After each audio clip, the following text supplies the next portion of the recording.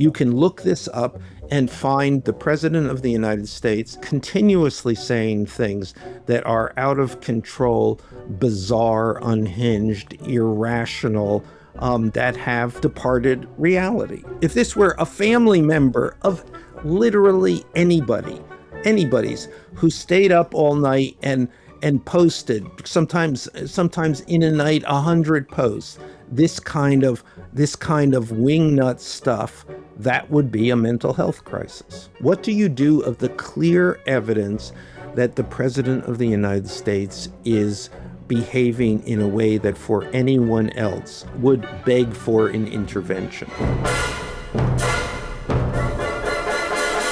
Hugh, how are you?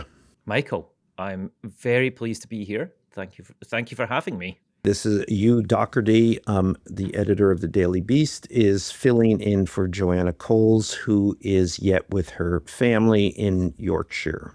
So you and I are in position, ready to go. We are in this together. At least we're not in China. And we are not in China. We could be. We could have been in the Great Hall of the People.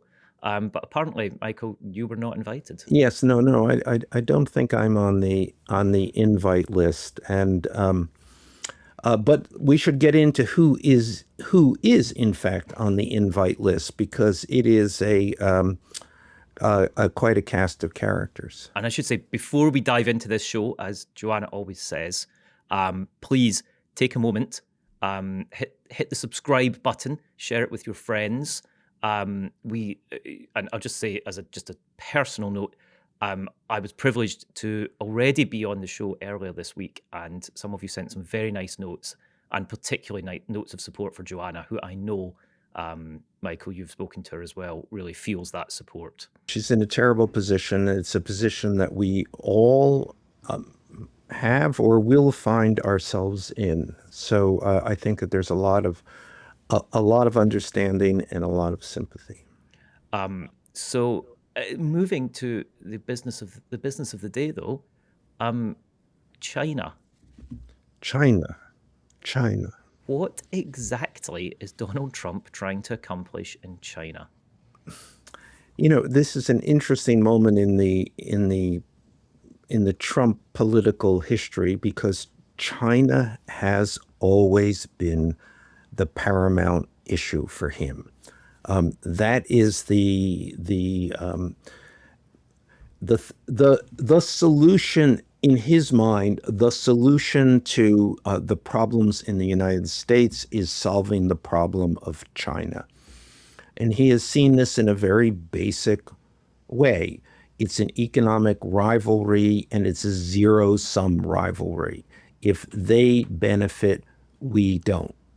Now, you can disagree with that, and obviously many have, but at the same time, I think that it's also regarded as, in many ways, his single accomplishment, the single thing that many people have said, okay, Trump is crazy, and most of his policies are out there and nutty and inconsistent. But the China perception on his part is valid and central. And while he may not get the details right, he has in a way that other politicians before him didn't appreciate, that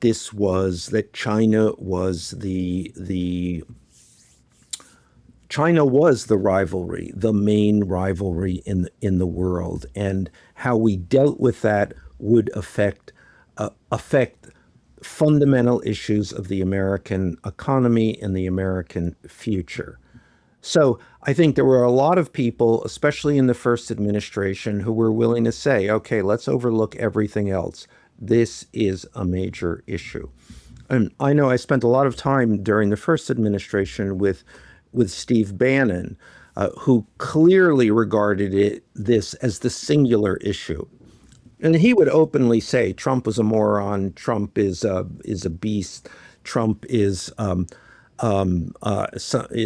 inexplicable in so many ways. But if he got China right, if he got China half right, that would be a significant accomplishment. And then Bannon would say, and that's why he was on the Trump team.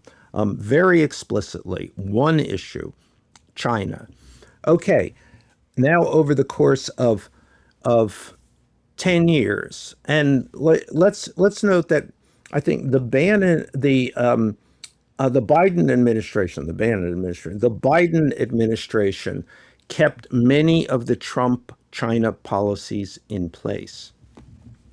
Nevertheless, over the course now of 10 years, what we have seen is only increasing, marching, steamrolling Chinese dominance. Right. They have, if this is a zero-sum game, well, they have gotten everything and we have gotten very little. China's been growing at 5% a year after COVID. The US is not, by any measure. It's maybe growing 2%, maybe 3% over that same period. And China's military, we keep seeing displays, and Trump, in fact, was presented with a display of the Chinese military, but we keep seeing it's a much more serious force than it has ever been. And finally, in this sort of sense of dominance, it is to China that the other countries turn for guidance or investment or whatever as a first choice. What we have seen over and over and over again is the Trump policies on so much else have redounded to the benefit of China. And of course, we had early in this second term, we had a clear face-off. And that's the tariffs, remember the tariffs. Liberation Day. Who can forget? Were principally, they were directed against everyone, but principally and most of all and most onerously against China until they weren't. Yeah. So there was the imposition of a draconian tariff on China, in which with the point, the fundamental point, Chinese goods were flooding the American market. Chinese goods were had stolen the America's industrial base. The Chinese middle class had benefited at the expense of the American middle class. Very a straightforward argument, and tariffs would be the thing that would make a significant dent in Chinese imports. Okay, those tariffs lasted for I don't know how many hours. Right. Essentially, Trump imposed the tariffs. The Chinese threatened back. He removed the tariffs, and that's essentially where we are. So he's showing up in China, trying to accomplish. I don't. Beyond a distraction to the war in Iran and the distraction to so many other issues at home, I don't know what he is trying to accomplish. I don't think he knows what he's trying to accomplish. I think maybe at best he's trying to stave off absolute humiliation. I don't know, and I think the effect of this is, the look is terrible. Right. He looks bad. He looks like a toady. He looks like a supplicant. We've just got some pictures up on screen at the moment, and the body language is not. This is, Trump is somebody who understands body language in this sort of visceral TV producer way. As you say, he looks physically diminished, if I'm honest, Michael, doesn't he? He doesn't appear to be the same person that we saw in China 8 or 9 years ago. But it's pretty obvious he's not the alpha male here. I think the Chinese have in a calculated fashion, have studied Trump. They've come to understand Trump, which is not that hard. They are inside Trump's head. and they are playing Trump. I mean, he is in all of these things, and we've discussed this before. I mean, Trump is really not a good negotiator. Trump really doesn't have a grasp of the issues at hand. Trump really does not have advisors around him who have a grasp of the issues at hand.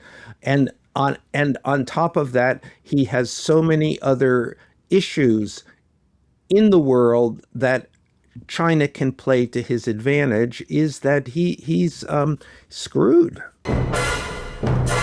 Start up your new business now with Shopify. Shopify is the commerce platform behind millions of businesses around the world and 10% of all e-commerce in the US, from household names like Alo Yoga and Skims to brands just getting started. Get started with your own design studio. With hundreds of ready-to-use templates, Shopify helps you build a beautiful online store that matches your brand's style.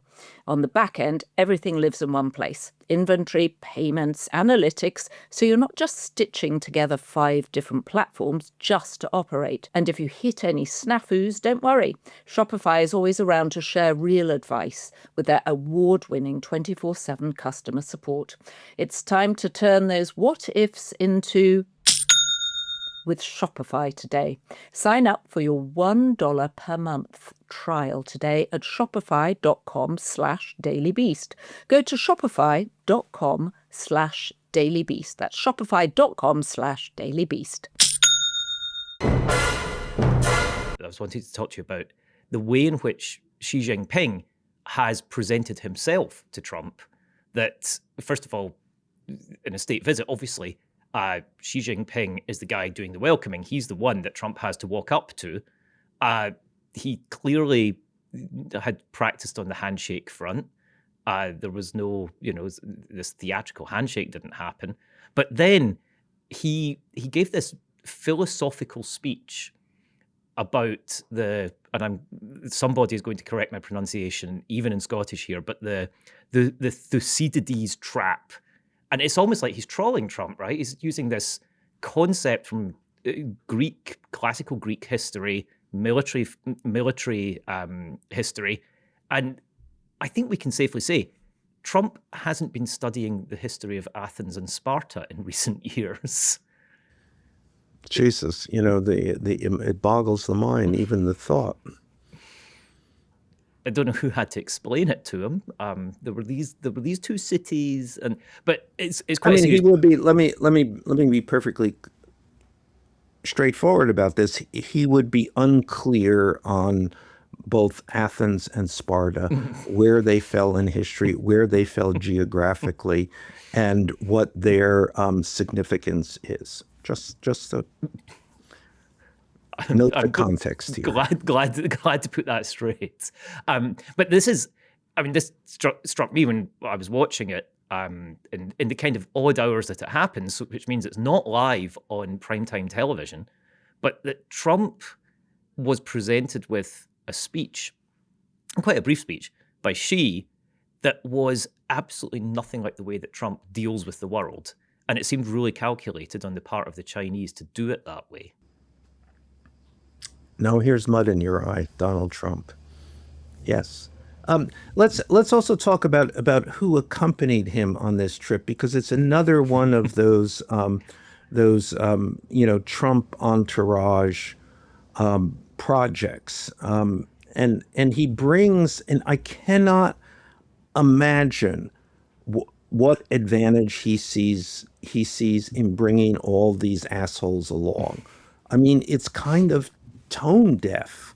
I mean, all of these people. I mean, doesn't he have any sense that the tech overlords, the corporate masters, were at a moment of a serious tipping point in our regard for these people? Right, because he's brought with them, just to run through some of the names, we've got Elon Musk, who has brought... there's a popular guy. There's a man renowned around the world for his popularity. He brought his son with him, so it's kind of like a reunion show. He's brought Jensen Huang, who is the CEO of NVIDIA, but it's worth pointing out that NVIDIA is very reliant on Taiwan for its manufacturing.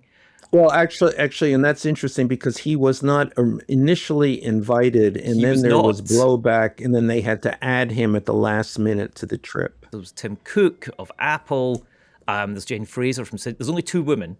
And interestingly, Trump said, I'm bringing 30 of the biggest business leaders. There was a count of the biggest business leaders in the Great Hall of the People, where this banquet was held by Xi for Trump.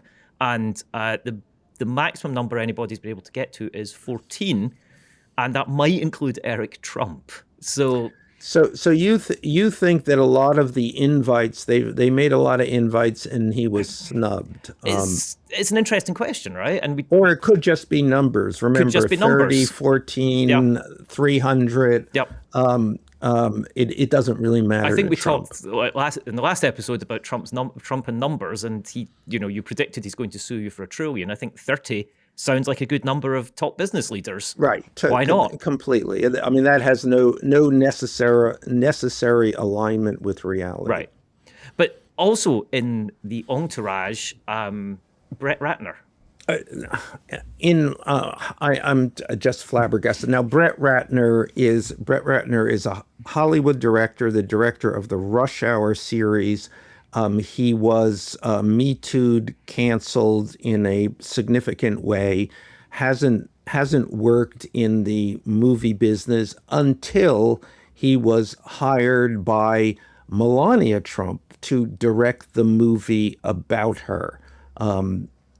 Melania, the movie, of which basically she was really the director because she was calling all of the shots. And this is the documentary which was released in late January, I believe. Yes. That has been funded by Amazon, in which Amazon paid Melania $40 million to appear in a documentary about herself. And Brett Ratner is the director of that documentary. So he is on this trip to China because it's an intriguing question, right? Is there another Brett Ratner documentary coming? If so, it can't be about Melania because we've talked about who's on the trip. Melania is not on the trip. So he's obviously not making a document. If he's there to make a documentary, it's not about her.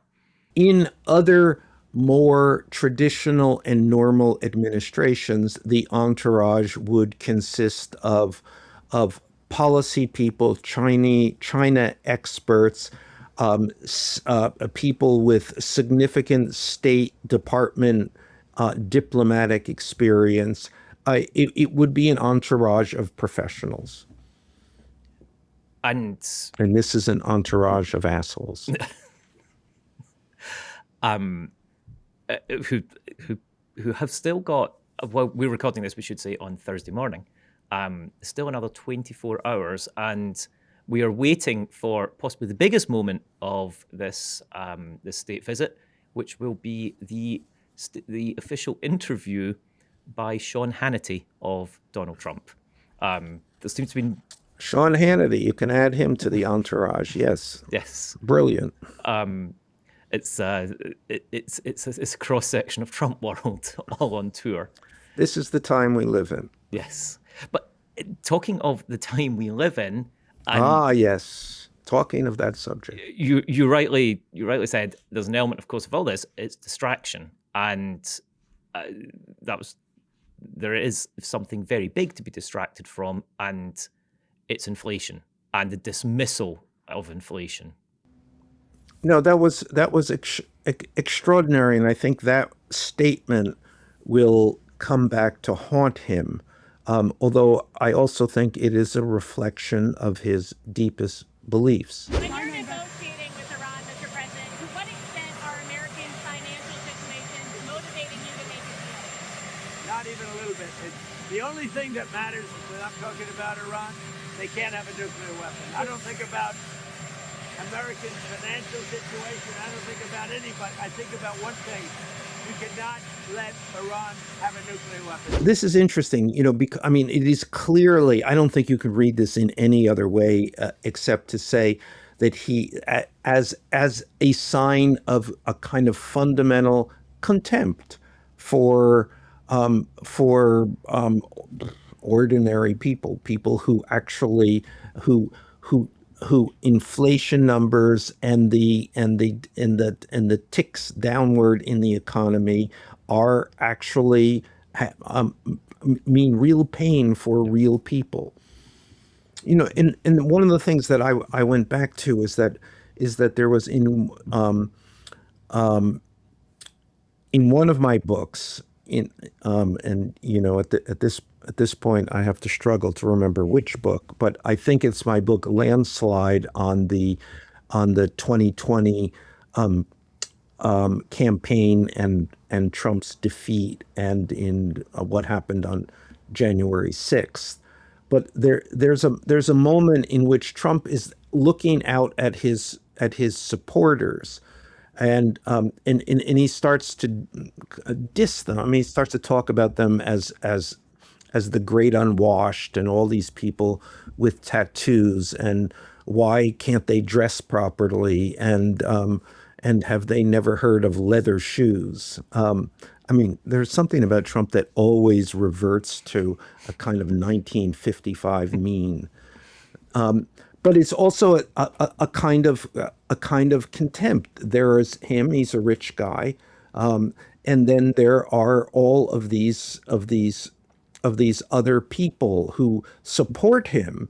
I mean, these people are his base, and yet at the same time he has this kind of unvarnished contempt for them.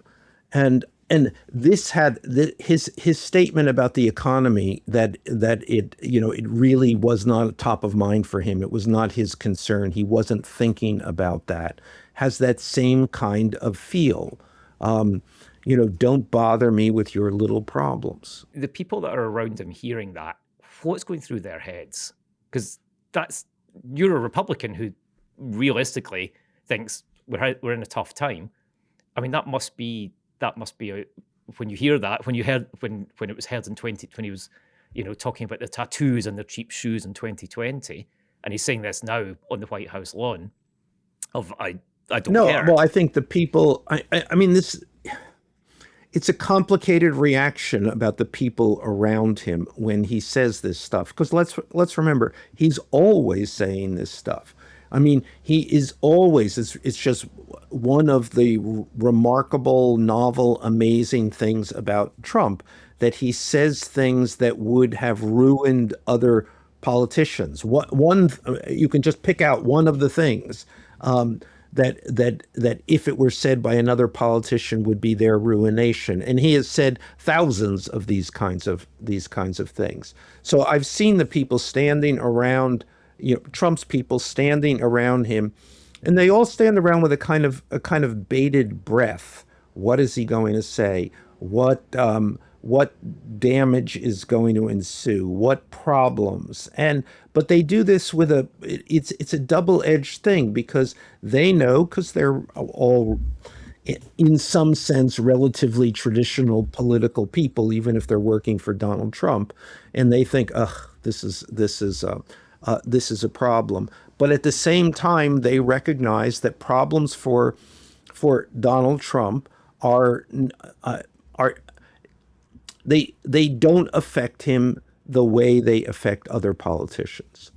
Which kind of brings us to a point you've got an excellent point you make on Instagram related to the problems that Donald Trump doesn't necessarily have, but also he says things, the unsayable thing about Donald Trump, and about his, well, the way you put it is clear evidence of mental problems. Well, that's this other thing, and suddenly, I mean, this is an interesting moment, because in the last couple of days, I mean, Donald Trump said on Truth Social is his personal social media platform, of course, and he said, and this was the other evening, and mostly his posts occur occur overnight. He said that Barack Obama is guilty of treason and should go to jail. And suddenly everybody kind of said, "Whoa, huh." And then there was a sort of recognition of his other posts and of so many of his other posts. And this is interesting because, of course, this has been going on for years. In fact, during the 2024 campaign, aides, and this was a conversation that I had with a bunch of the people close to Trump. It was like, God, we're so grateful that he says this stuff on Truth Social because, he's the only one on Truth Social, so people don't see this. But of course, at the same time, it was there for everyone to see. Everybody, you could look this at any point right now. You can look this up and find the president of the United States saying things, regularly saying things, continuously saying things that are out of control, bizarre, unhinged, irrational, that have in every possible way departed reality. And that has caused people, I don't know, how do you react to that? Nobody actually has quite reacted to this. There are no headlines in the New York Times that say the president of the United States has flipped his lid, which in any reasonable, fair-minded reading of what he posts on social media, you would clearly, that's the conclusion that you would come to. If this were a family member of literally anybody's who stayed up all night and posted sometimes in a night 100 posts, this kind of wingnut stuff, that would be a mental health crisis. We all know about him posting himself as Jesus, and then claiming that in fact he thought that was how a doctor dresses. There's been 8,000 posts since he resumed office. And at the Beast, we analysed his output for April, and we discovered that 80% of nights he is posting during the hours that a normal person you would expect to be asleep. We said between 9 p.m. and 6 a.m. Now, you wouldn't expect anybody to sleep from 9 p.m. to 6 a.m. every night, but that seems like a reasonable window. I do. Well, there you go. In fact, it's a very reasonable window for people to be asleep. And there were 5 or 6 nights in the whole month in which he did not post repeatedly in that window, and it's clearly not being spoken about, right? Which is, I mean, what do you do with a situation in which you have the president of the United States who is openly, without any kind of inhibition whatsoever, in print, in black and white, in his own hand, delivering these statements which are off the beam constantly? So what does that, what do you do with that? What do you do of the clear evidence that the president of the United States is behaving in a way that for anyone else, your own family members, CEOs of other companies, would beg for an intervention? Right. We don't get, just to take an example, Jamie Dimon posting on any social media at that time of night that we know of. But you described it as clear evidence of psychosis. I always hate to make those kinds of diagnoses. I feel people use this too often. And yet, what do you say? Yeah. I mean, there it is. Nothing that he posts would be considered within the normal frame of not only any politician, but literally anybody. But there does seem to be the beginning of hints of a crack in this dam of silence. The Wall Street Journal was this week it finally happened, and which is weird. Where has the Wall Street Journal, where has the New York Times been for the past now, how long has he been using Truth Social? 4 years. Yeah. And CNN finally managed to talk about it on Tuesday And they night. talked about it I mean, I listened to this was somewhat flabbergasted. Didn't you know? Everybody knows. You didn't know, CNN? The other flip side of this was Erin Burnett, and we do have a clip of that. And now he posts pictures of people swimming in sewage and himself on $100 bills, and nobody even notices. Right. Okay, that's another weird thing about this. Nobody's even watching all this. Erin Burnett is like, whoa, yeah, man. You know, as though flabbergasted Yes. by something that has gone on night after night after night after night. And something that you've been talking about for months on Inside Trump's Head with Joanna. You know, no, and also, you know, in my book, All or Nothing, about the 2024 campaign, I spent a lot of time talking about this, and a lot of time talking about the people around Trump talking about this, and their worries that other people would start to notice, and their kind of shock that no one did notice.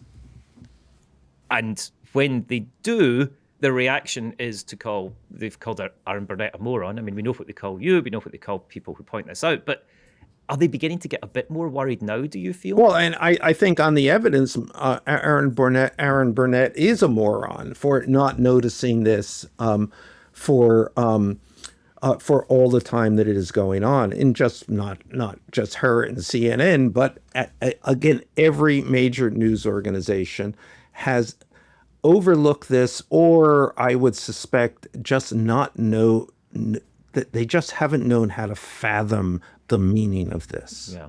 So they've ignored it. So Trump aides, are they beginning to get to a point where they're thinking, oh, we're getting rumbled here? No, well, I don't know. I mean, Trump aides have always been of that view. I mean, literally, and it's hard to express.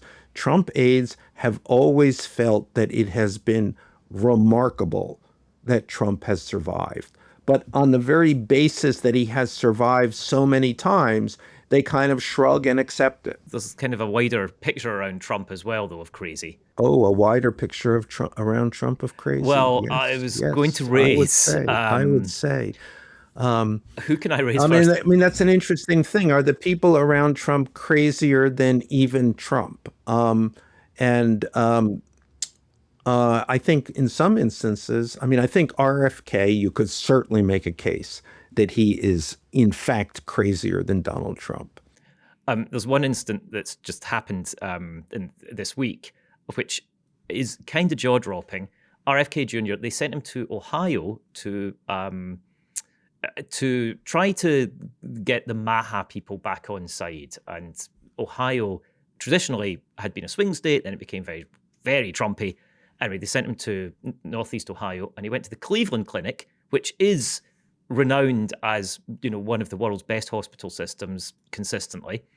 And quite an extraordinary event occurred. He went to look at, it's got a new robot surgeon. It's called Leonardo, and it helps surgeons perform various procedures, including open heart surgery. Somebody was having open heart surgery.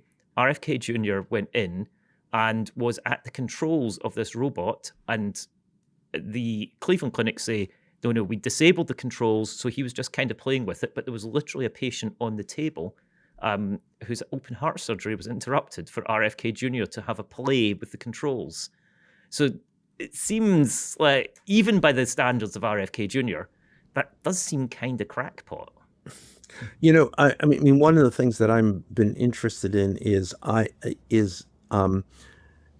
this the sense, and I get some back channel on this, that RFK is looked at as a big danger in the White House. I mean, there is the, you know, RFK Jr., still junior at 72, has made himself the face of the anti-vaccine movement. And the anti-vaccine movement, which the Trump people felt was a significant constituency in the Trump base, that turns out to be largely a misperception. that the anti-vax movement is incredibly unpopular throughout the country. And so they're stuck with this, where they're stuck with RFK Jr. Every time you see RFK Jr., you think anti-vax. I mean, that has been a very successful branding operation. I am the anti-vax guy. And they and that has spread out, that RFK Jr. has become this hot button in the health world, in not just the health world, in the perception of voters about the management of the health world. And the perception is hardly positive, exactly the opposite, in fact. So the White House is now kind of stuck with this situation. We hired RFK Jr. Why did we hire RFK Jr.? That's almost inexplicable to everyone, and everyone is quite clear that he is a nutball.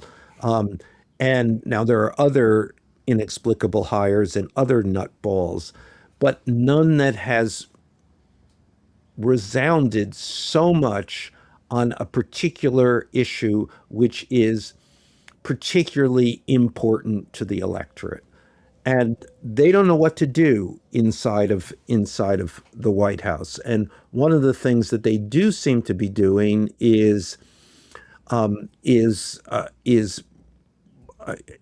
of defenestrating RFK Jr. without firing him. Right. So they're firing everyone around him. They are putting in far less. They're firing RFK Jr.'s objectionable hires and putting in people who are less objectionable. So it's one of the few instances in which they seem to have recognized the craziness in their house and are trying to manage it. That this week has included the departure, and whether he was fired or he resigned, Dr. Marty Makary, who was the FDA commissioner. But this was because he was standing in the way of flavored vapes. That doesn't really sound like a big vote winner, that there are parents desperate for their children to be exposed to vaping. Yeah, well, that's another thing. I mean, the flavored vapes are coming from the White House because Trump has his own personal arrangement with the tobacco industry. They're caught at that moment between RFK, who is against actually the vapes, the flavored vapes. That's the one bit of health advice you can agree with RFK Jr. on. Yeah, geez. I mean, it's all nutso, and obviously flavored vapes from the White House is nuts. But they've also gotten rid of one of the people who was against flavored vapes is also an anti-vaxxer. So they wanted that gone. So they actually don't think that flavored vapes is a big issue, but they do think that the anti-vax issue is a big issue, and actually should be a big issue. And should be, absolutely. Because RFK, not the only crazy, Kash Patel has... Oh my God, Kash. And actually, just on the subject of tobacco, Kash Patel, cigar entrepreneur, among many of the stranger journeys that he's taken, children's author, cigar entrepreneur. What did Kash Patel ever do for a living, actually, before he became head of the FBI? Do we know this? I don't know this. He's had quite a journey in life. He was a podcaster, so we could become the head of the FBI. Yes, and but what else? I don't feel qualified, but if you're interested, I'm sure. He wrote a couple of children's books which were based on Donald Trump, and included a Wicked Queen that was supposed to be Hillary. So that was his when he was, that was agitprop as a Trump supporter. Yes. But what was he before he went into the Trump business? Strangely, his very first job actually was as a public defender in the federal court system down in Miami, and that seems like a pretty worthy thing to do. But he didn't hold that job for very long. He did not hold that job for very long. He then he flipped sides and he went to work for the Department of Justice. And he was a pretty junior line prosecutor at the Department of Justice. He claimed to be much more senior than he was subsequently, and he kind of parlayed that to working for the House Intelligence Committee under Devin Nunes, who weirdly went on to run Trump's Truth Social. It's a very small world in Trump world, as we know. And when he was there, he became the kind of the chief conspiracy theorist for taking apart what they called the Russian collusion hoax, and which other people say is So he's basically been spent his time as a Trumper. He's in the Trump industry. He's one of those other people who certainly during both during the first administration and during the 2024 campaign, Trump aides, the normies would single out Kash Patel as someone who, and they would kind of define this as a line which Trump would not go over. Like Kash Patel would never get a senior appointment. Well, and here yet, we are. Here we are. And he got ripped apart before in a congressional hearing earlier this week, and didn't respond. I mean, he was. It's like, why? I guess people are saying that he took a page from the Pam Bondi book, which worked out very well for her, as you recall. Yes, Pam Bondi, who is, it's unclear, she hasn't surfaced anywhere yet, and certainly is not the Attorney General, is in some sort of Trumpland exile. Well, and she appeared before Congress, was very obstreperous, very oppositional, often profane, and in the following one of her really notable appearances before Congress, Trump fired her. So will he fire? So is he going to fire Kash? I mean, in almost every one of these people in the administration, that's the question. Are they going to be fired? Now, that's been the question from the beginning, but there was, for the first year and a half, we had Trump's refusal to fire anyone. He dug in his feet. I'm not going to be pressured. I don't care what you think. I don't care what the Democrats think. I am not doing this. And then that has, as Trump's numbers have collapsed, so has that resolve. And now we've seen one after another of these incompetence, of the inexperienced and incompetence being fired. So the logical question is who's next? And in each instance of a crazy person, well, won't they? I mean, why wouldn't they be fired? So in Kash Patel, clearly, I mean, there's nothing that has gone right for this guy. Many reports about his alcoholism, about the special favors that his girlfriend gets, and on top of the fact that he appears before Congress and tries to shout down the people questioning him. I mean, I should say he denies he's got an alcohol problem. He denies that there's anything up with his relationship with with the perks given to his relationship with his girlfriend. But the denials are part of the problem, right? Yes, we're still it's talking a great about political them. position when you have to deny yes. Constantly. But I think that his protection here is that. He is an absolute loyalist, controlling the FBI, which Trump has always feared is investigating him, or given any opportunity will investigate him. So Kash is his protection, which is a pretty kind of bleak and precarious position. Imagine if Kash were your protector. Donald Trump, of course, kind of deals in stereotypes, and his in private life, his bodyguards were always guys from Queens and Long Island, and Kash is in fact exactly one of those. He's from Garden City, so I don't know. It's like Trump could kind of be into it. But with, I once I once interviewed Trump in his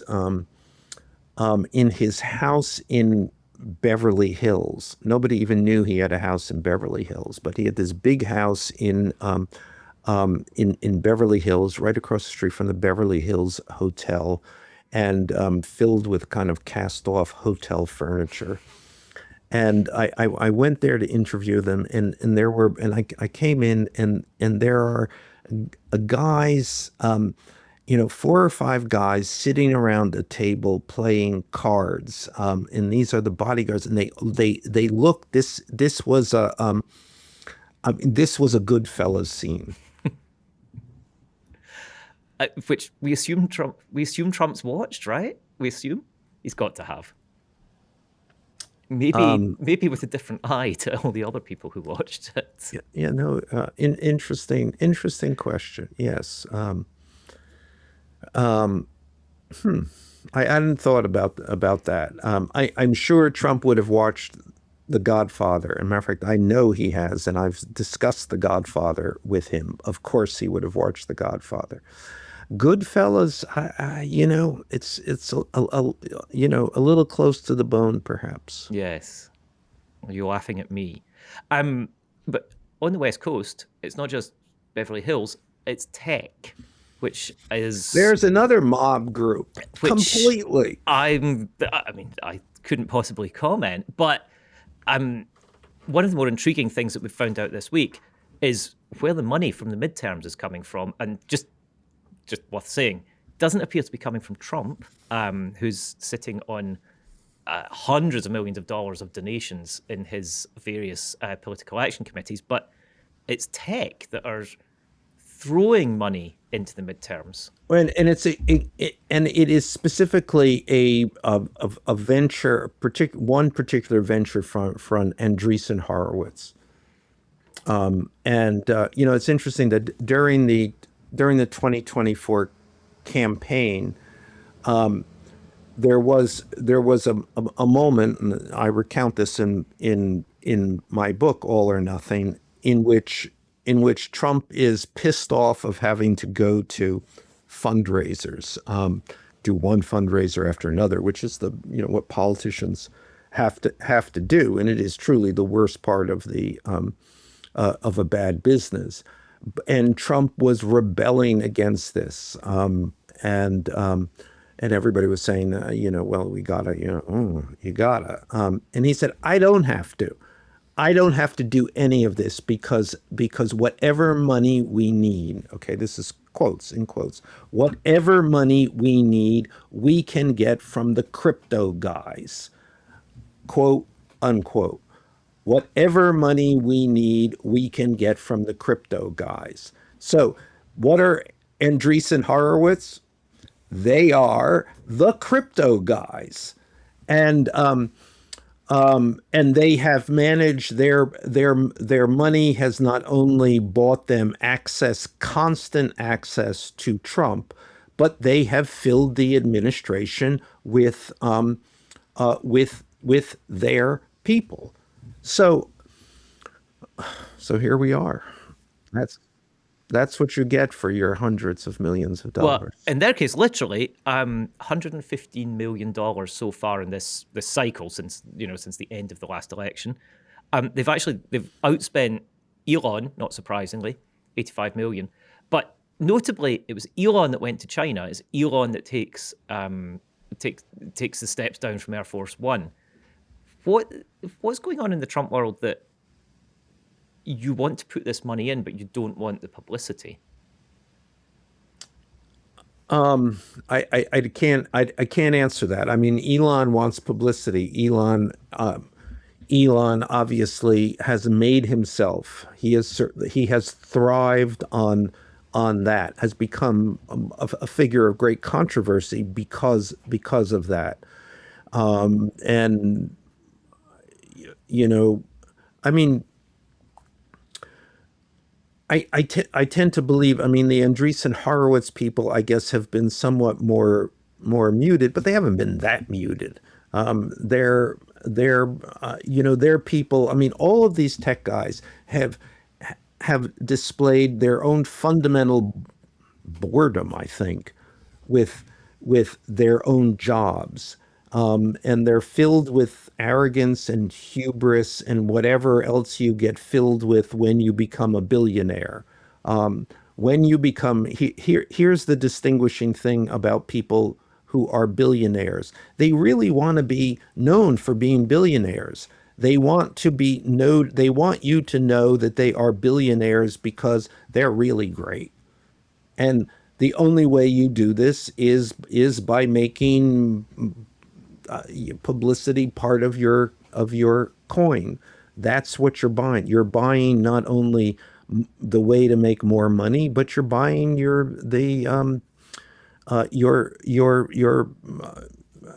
funding your own mythology. In fact, like Xi Jinping, mythology, of course, something that Trump doesn't appear to have any knowledge of. So, Hugh, thank you for filling in for Joanna. You've stepped up. Everybody at the Daily Beast is stepping up, and I appreciate it. Joanna and I appreciate it. Yes. In fact, we do have we have a poem from Garfried, who I had a couple of messages saying we'd like to hear one of the limericks in your Scottish accent. This was clearly not from anybody who knows me, who is like, can you just shut up? But the inimitable Garfried has been in touch on the very topic on which we've been talking about, China. And he says, there once was a Don in Beijing who bartered off every darn thing. While Marco played Clark, she finished the work of crowning America's king. Garfried, thank you. And I hope... Fantastic. I hope that satisfies those who wanted a limerick in the Scottish accent. I didn't understand a word you said. I suspected that might be the case. Thank you to YouTube for doing those subtitles. And thank you to our amazing team, Ryan, Rachel, Heather, and Neil. Thank you so much. Once more. So the good news is we have so many Beast tier members now. There are too many names to read out, and we really appreciate your support.